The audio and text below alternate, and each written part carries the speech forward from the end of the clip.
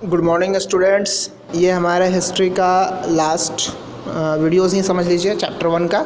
और इस चैप्टर में इस पेज में जो हम बात करने जा रहे हैं, इस वीडियो में जो बात करने जा रहे हैं, उस वीडियोस में हम बात करेंगे विजुलाइजिंग द नेशन।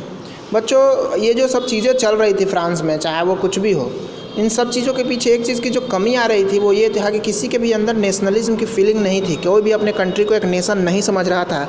सभी लोग जो है बिखरे हुए थे, टूटे हुए थे। तो ऐसे में सोचा गया कि ऐसा क्या किया जाए कि जिससे सभी लोग जो है एकत्रित हो, यूनाइट हों, और सभी के मन में ये आए कि हम एक देश के लोग हैं और हम अपने देश के लिए हमें कुछ करने की ज़रूरत है। सबके मन में एक देश का कॉन्सेप्ट कैसे बैठाया जाए, इसकी ज़रूरत सबको समझ में आ रही थी। जितने भी बड़े बड़े वो लोग थे जो काम कर रहे थे, जिनको लग रहा था कि नहीं अब जो है ज़रूरत आ गई है, स्कॉलर्स जो काम कर रहे थे, आर्टिस्ट कर रहे थे, क्या करें, तो सबके मन में ऐसी बात चल रही थी। तभी जो है उनके मन में एक चीज़ आता है कि क्यों ना हम देश को एक इंसान के फॉर्म में रिप्रेजेंट करें। देखिए कि they started representing nation in a human form. ठीक है, अब ये जो टिक है वो थोड़ा नीचे ऊपर लग जा रहा है, तो आप समझिएगा। तो वो जो है उन्होंने तय किया कि अब हम अपने कंट्री को एक फिगर देंगे, एक मेल फिगर देंगे, जिसमें हम दिखाएंगे कि हाँ भाई ये कंट्री है, ये एक पर्सन है जो परेशान है। लेकिन तब उनको मन में आया कि ह्यूमन नहीं, मेल होने से क्या है कि बहुत सारे लोग अटैच नहीं होते हैं। फीमेल फिगर जो है एक फिगर होता है जिसका जो मतलब मातृत्व जो है, फीमेल का जो चेहरा है वो ऐसा होता है जिसमें दया करुणा होती है, जिसको दिखाया जा सकता है कि हाँ वो जो है बहुत ज़्यादा लाचार हैं, उनको आज़ाद दिलाना है। और एक बच्चे का जो लगाव अपने माँ से होता है वो सबसे ज़्यादा होता है। कह सकते हैं दुनिया में सबसे ज़्यादा लगाव एक बच्चे को अपने माँ से होता है। तो देश को जो है एक फीमेल पर्सिफिकेशन के नाम पे दिखाया गया, पर्सोनिफाई किया गया कि भाई एक महिला है, एक पिक्चर बनाया गया और इस महिला की को जो है माँ कहा गया, धरती माँ कहा गया। भारत की मतलब अपने कंट्री के लिए उस कंट्री की वो माँ थी और उनके लोगों को समझाया गया कि ये तुम्हारी माँ है और ये तुम्हें जो है इनको आज़ाद कराना है। ये जो है बंधन में है, बेड़ियों में है, जकड़ी हुई हैं और तुम इनके बच्चे हो, तो तुम्हारी ये जिम्मेवारी बनती है कि तुम्हें जो है इनको भेड़ियों से अलग कराना है, भेड़ियों से आज़ाद कराना है। और तब जो लोग थे उनके मन में ये फीलिंग्स चलती गई, तो उन्होंने जो है एक फीमेल फिगर को टच किया, लिया और उसको रियल लाइफ में उसको जो है उन्होंने दिखाना शुरू किया। कई लोगों ने चित्र बनाए, कई लोगों ने स्टैचूज़ बनाए, कई लोगों ने कुछ बनाए, और बहुत सारी फीमेल्स की पिक्चर बनने के बाद एक फ़ीमेल फिगर वो चुना गया जो कि वह एलेगोरी ऑफ द नेशन बनी।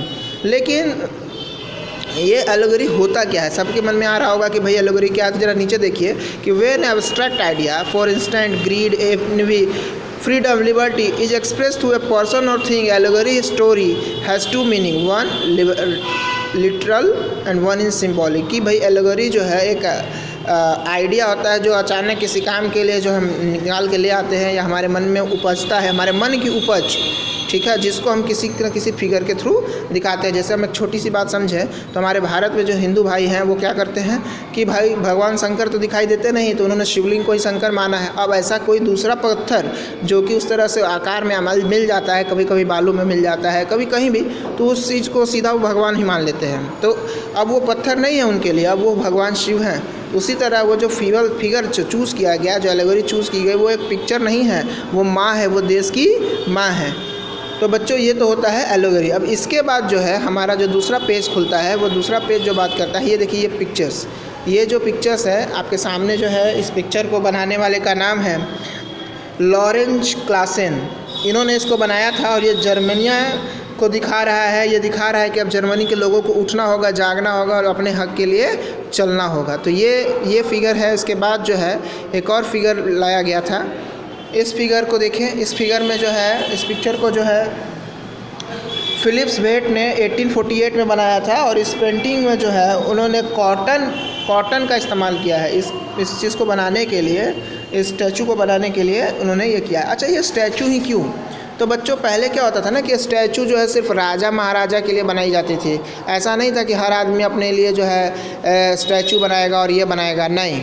पहले के टाइम में स्टैचू सिर्फ राजा महाराजाओं के बनते थे। तो चूँकि ये देश था, देश एक बड़ा बात होता है, बड़ी मतलब बहुत सबके लिए होता है और देश सुप्रीम होता है, कंट्री जो है सबसे ऊपर की चीज़ होती है। इसलिए क्या किया गया कि इस माता के चेहरे को इस कंट्री के इस स्टैचू को बनाया गया।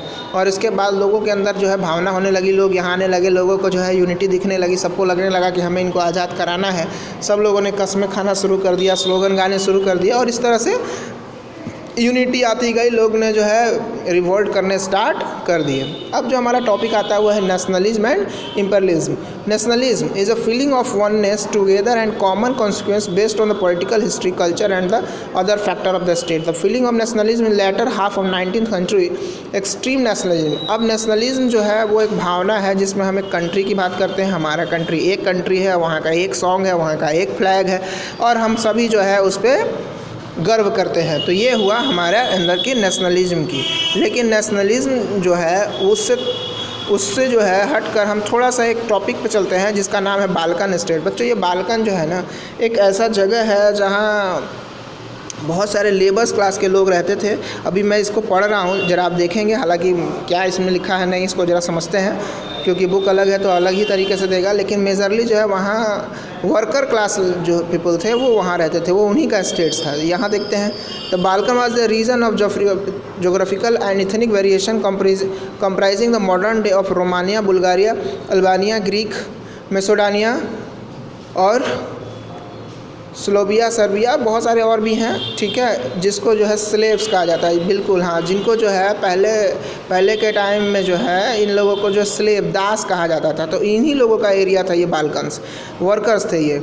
The Balkans Peninsula has been under the rule of Ottoman Turkey since long. There is a 19th century of the decline in Ottoman Empire. Interest of major European power increased. तो कहते हैं कि Ottoman empire बहुत दिनों तक यहाँ राज किया। आपने पढ़ा होगा कि ऑटोमन एम्पायर के बीच में एकमात्र ग्रीक ऐसा था जो इनके नहीं है। ऑटोमन जो है मुसलमानों का थोड़ा इसमें दबदबा ज़्यादा था, तो ऑटोमन एम्पायर के पास जो है इस बाल्कन स्टेट का कब्जा था, उन्हीं के अंदर ये आता था। लेकिन बाद में यूरोपियन पावर्स ने जो है अपने अंदर इन चीज़ों को लेना शुरू किया जब बाल्कन स्टेट जब ऑटोमन स्टेट जो है बिखरता चला गया। तो although the 19th century Ottoman Empire tried to best in the strengthen itself through the modern and reform, but it was a little success in 19th century European subject nationalism away from the control of declared independence। की Balkan state जो है वहाँ जो लोग रहते थे इन लोगों को कंट्रोल करने के, इन लोगों को अपने अंदर लेने की कोशिश बहुत हद तक